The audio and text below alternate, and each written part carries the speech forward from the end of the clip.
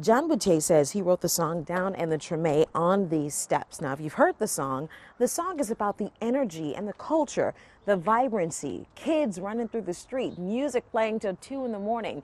It was so inspirational. Well, like the house that's no longer here, that energy is now gone. Over the course of 30 minutes, we ask what happened to Tremé and how does a culture thrive in the neighborhood that some say has died.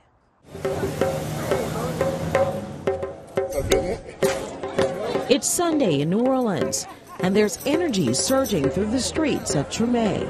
It's cold, y'all. $5 drink. Today's a beautiful day. You ready? All right, you gonna walk it all up to parade? It's a familiar sound and smell, and as time passes, a growing excitement. A crowd gathers in the streets, anxiously awaiting the call of a drum. The sound signifies it's time to second line.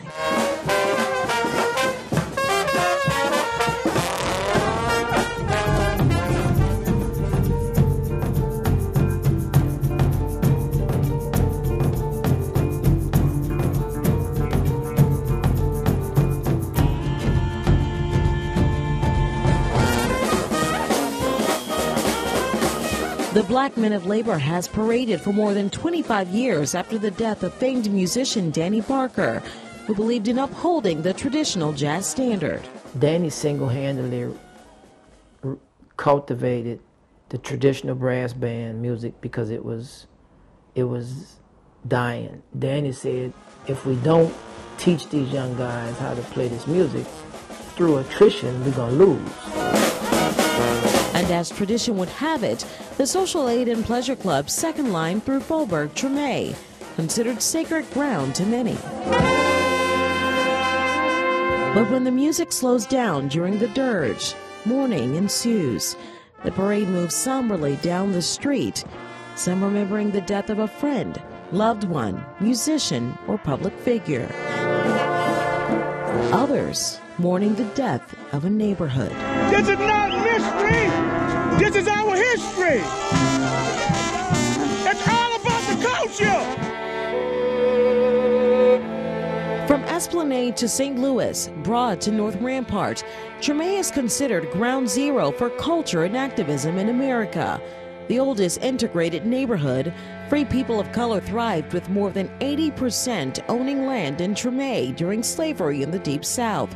It's home to one of the earliest known civil rights movements in the South, dating back to the 19th century, when residents formed the Citizens Committee selecting Tremé resident Homer Plessy to directly challenge segregated railroad car laws in Louisiana. Plessy versus Ferguson would lead to the separate but equal doctrine we know as Jim Crow laws. And businesses line the streets of Claiborne Avenue, providing a solid economic base for Tremé. And then there's the music. From Louis Armstrong playing in the red light district known as Storyville and jazz clarinetist Alphonse Picou, to Benny Jones striking up with the Tremé Brass Band and trombone Shorty picking up his first horn, jazz was born on these streets and passed down from generation to generation. I can remember seeing Trombone Shorty and his literally, and his little brass band in diapers playing on, sorry, Shorty, Yeah. you know, playing on plastic trombones and beating on pots and boxes.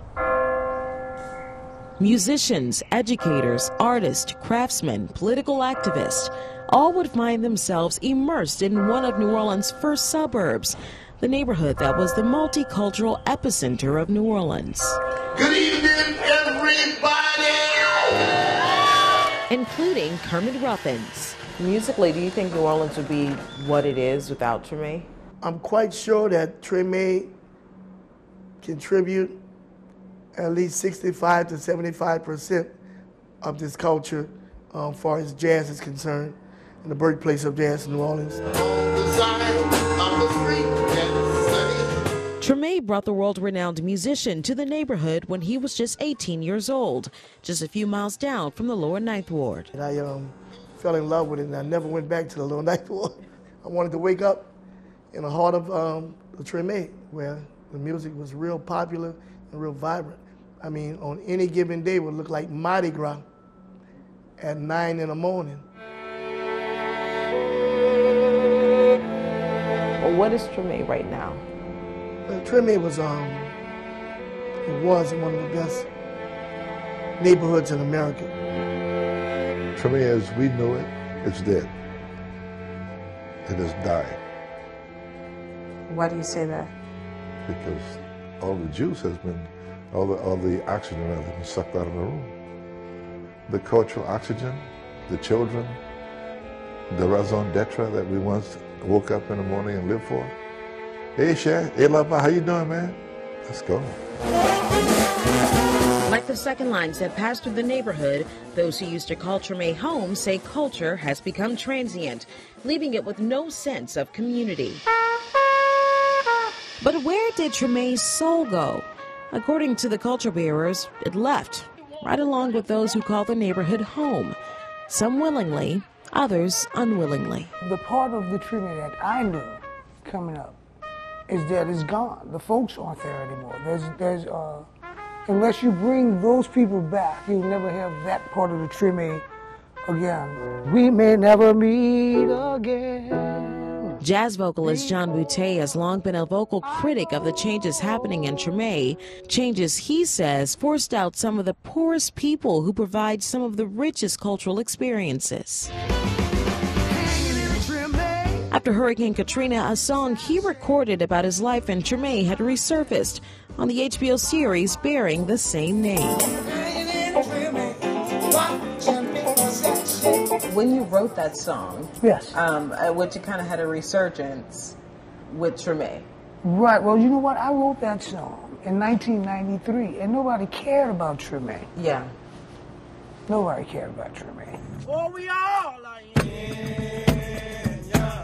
The series featured musicians and characters throughout New Orleans as they attempted to recover after Hurricane Katrina. One of those musicians is Benny Jones, founder of the Tremé Brass Band. So they hired a bunch of people in the neighborhood. I was in the Tremé series twice. I was in 2 series with the Tremé movie. It really helped people out and got a chance to see what really went on in the neighborhood. They painted this mural. They painted a mural. Benny was born in Tremé, starting the Dirty Dozen Brass Band before branching off to start the Tremé Brass Band. But even Benny can't deny the portrayal of Tremé on screen, on the internet, just about anywhere, versus the reality of Tremé in 2019 present a stark difference. So what is it like now? Oh, it's gone. Oh, that's gone. Architecture, bars, restaurants, neighbors, all gone, leaving Tremé as a shadow of its former self. So what happened to Tremé? Those who lived through it blame a myriad of issues, all in the name of urban renewal.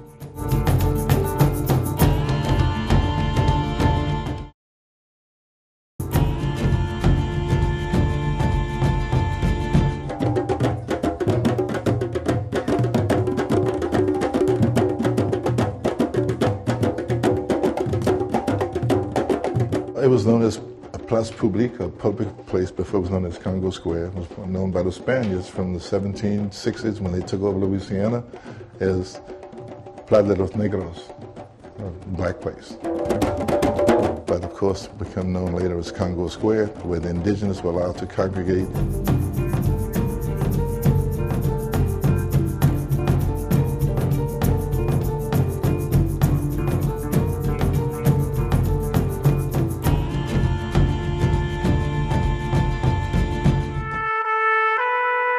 When you look at a neighborhood and what took it down, it's never one thing, it's a gumboard thing. But I can tell you unequivocally, nothing traumatized the Tremé more than the building of the I-10. North Claiborne was home to a bustling business district. It was estimated more than 120 businesses ran along the corridor and hundreds of oak trees. But to build the highway, the state took over several properties along Claiborne between Tulane and St. Bernard Avenue. Some refer to it as the monster. The building of the I-10 overpass over North Claiborne sent the business district into economic decline. Today, only a few dozen businesses still stand. Charbonnet Funeral Home is one of them, sitting along Claiborne Avenue since 1883. It ran all the family-owned black businesses away. What Magazine Street is now, Claiborne Avenue used to be like that. I mean, with all kind of African-American owned businesses, insurance companies, grocery stores, all that left when the interstate came along. The elevated highway plan proposed in the 40s was to include Claiborne Avenue and a highway that would have gone from Elysian Fields along the riverfront and front of Jackson Square to Canal Street. It would then descend into a tunnel. It would have been called the Vieux Carré Riverfront Expressway, but French Quarter preservationists fought that plan for decades. In 1969, they won their battle. But the opposition of those living in Tremé wasn't enough to stop the plans from moving forward there. In 1966, crews began to destroy the neutral ground, replacing oak trees with tall cement pillars. And we used to have kids playing, or we had the neutral ground on Claiborne Avenue, which was the largest and prettiest neutral ground in the city, where we used to play and had oak trees and azaleas, and it was just a wonderful place to grow up in. Today, the only sign of oak trees are those painted on the pillars beneath the highway. Claiborne Avenue. Dr. Raynard Sanders and other preservationists started the Claiborne Avenue History Project as a way to remember what this street was to Tremé. And every community has a commercial hub. Now in New Orleans, we had several of them that serviced the black community, but none like Claiborne Avenue. The expressway wasn't the first assault on Tremé. The state and federal government implemented urban renewal plans that would displace hundreds of African-American families from their homes. Why do you feel as though Tremé was considered dispensable? You look at the notion of, well, there are African-Americans there, people of color that's free. You know, some people would not necessarily place a higher value on individuals living in those neighborhoods. Gentrification of the Tremé neighborhood would begin with the building of the Municipal Auditorium, tearing down the historic Tremé market. That was in the 30s. Each decade after, urban renewal projects targeted Tremé and surrounding communities. Initially thought of in the 20s, plans to build a cultural complex in the space that now houses Armstrong Park resurfaced in the 60s. Dozens of city blocks in Tremé were leveled. It was supposed to be the Opera Center. And that didn't work. Then they talked about making it an amusement type park like Tivoli Gardens in Europe. And that didn't work. And now it's just an open space, which is nice. But it used to be homes. Another point of contest was the fencing of the park. And I think that community also felt very betrayed because there was never going to be a fence. It was really kind of sold to Tremé like this would be a beautiful green space that will be integrated into the neighborhood, and that didn't happen. And so it almost, you can see it when you drive down the street, right? It almost feels like there's a wall. Tremé residents were fed up. Interstate comes along on Claiborne Street, wipes out our businesses. The park comes along, takes away all our businesses, and what happens to us? We get unemployment. The Tremé Community Improvement Association formed in 1969, fighting back against further destruction or displacement in the historic neighborhood under the guise of urban renewal. But it was too late. Historians estimate more than 400 families were now scattered throughout the city. The place was torn up. Folk were displaced. Overnight. Move. In with the bulldozers. Really? That would not happen to any other neighborhood where we don't live. It's still traumatic for the community and for people who had family here. So when that happened, you lost some of all the beautiful architectural buildings and bars and houses.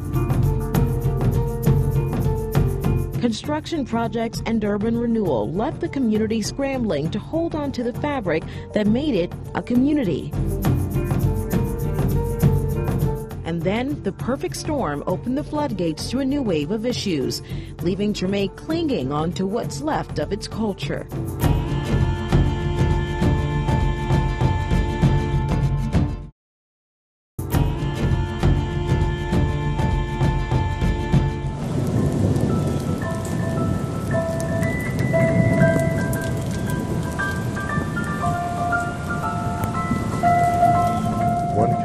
imagine if Tremé would have been allowed to develop parallel to that of the Marigny and Bywater. Just think of what could have happened for the folk who lived there back then. Maybe they would still be here. Maybe they would be in business. Maybe their sons and daughters and grandkids might not be in jail for a rock or a joint. One can only imagine.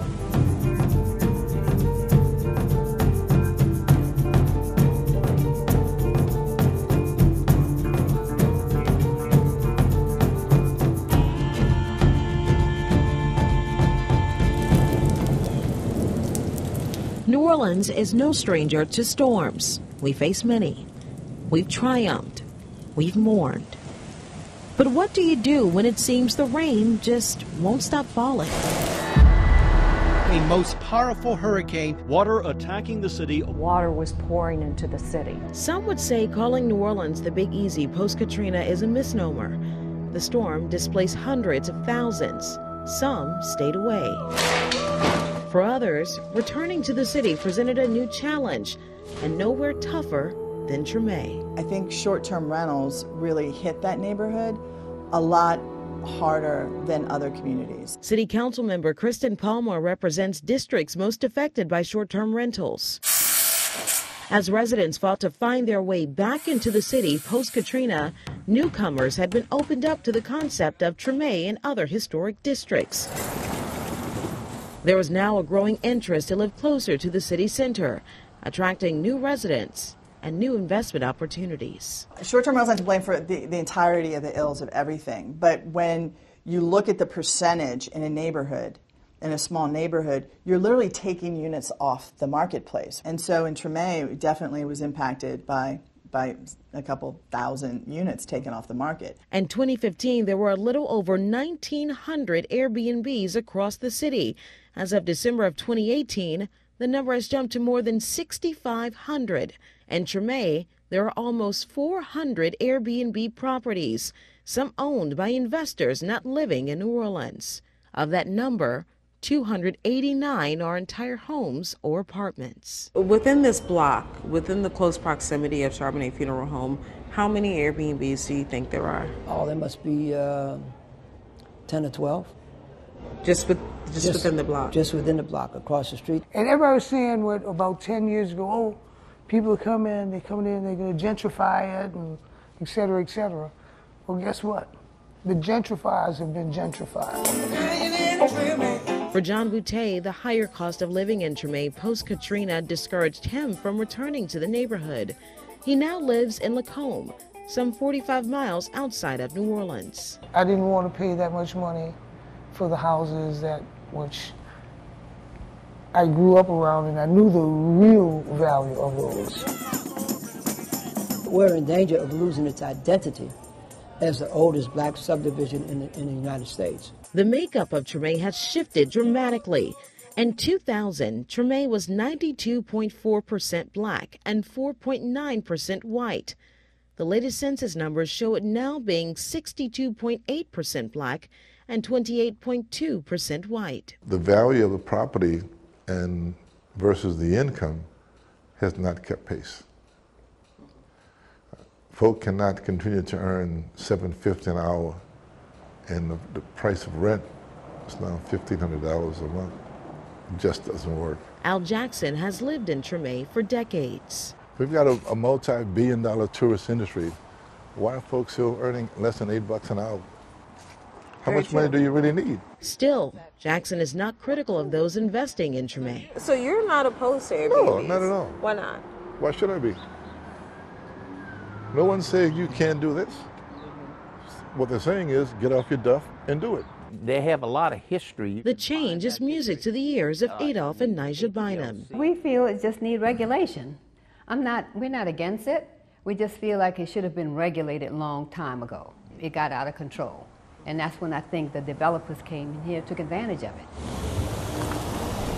The couple started investing in the Tremé neighborhood years before home prices soared. This neighborhood was all blighted. They had no one living in it except the corner house.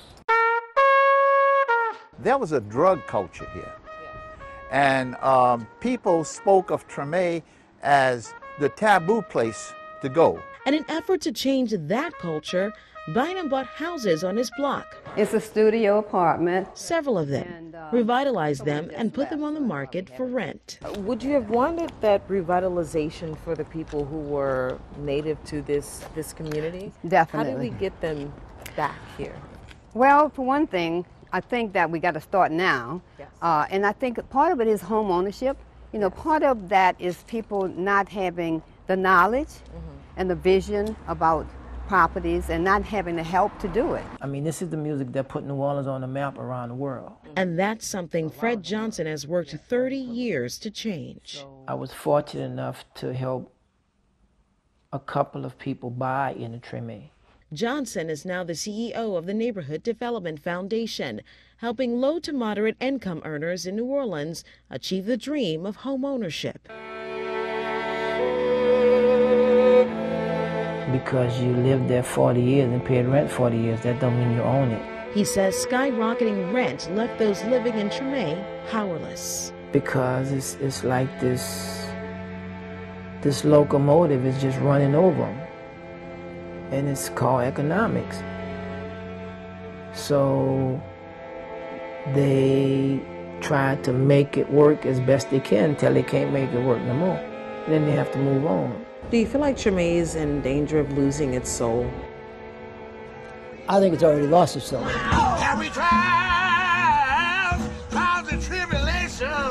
If the soul of Tremé is lost, then the fight to keep the culture born here goes on. As a dirge, a D-R-G-E, it's a funeral procession. Al Jackson keeps the flame burning in the Petite Jazz Museum. The museum is my small contribution to the culture, to hope that the culture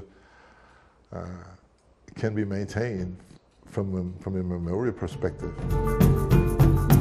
We keep fighting to keep the identity, particularly the cultural identity. Those closest to Tremé say they've seen all sorts of storms, but none that washed away the city or its culture.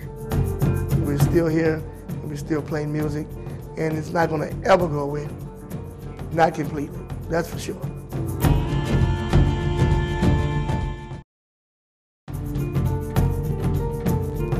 While the demographics of Tremé may have changed, you can't deny that cultural energy.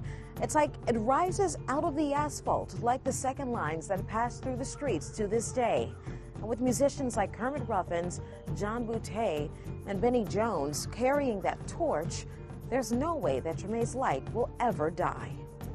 Thanks for watching Tremé, Death of a Neighborhood, Survival of a Culture.